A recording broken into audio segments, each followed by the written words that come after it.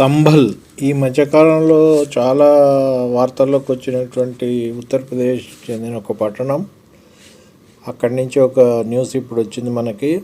తన ఇంటి అవసరాల కోసం విద్యుత్ చౌర్యానికి పాల్పడ్డారని సమాజ్వాదీ పార్టీకి చెందిన సంభల్ ఎంపీ జియావుల్ రెహమాన్ బర్క్పై ఉత్తరప్రదేశ్ పోలీసులు గురువారం కేసు పెట్టారు.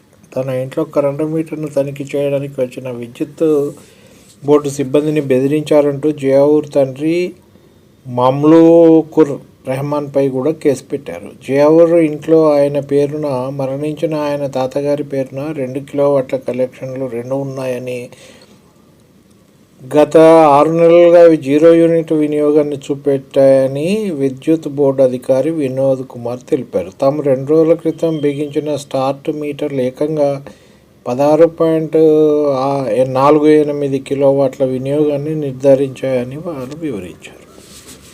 ఇట్లా ప్రభుత్వం ఒక బాధ్యతాయుతమైనటువంటి ఒక పోస్టులు ఉన్నటువంటి వ్యక్తి ఇలా చేయడం దురదృష్టకరం. ఇలాంటివి ఇంకెన్ని ఉన్నాయో ఏందో సంగతి తెలియదు.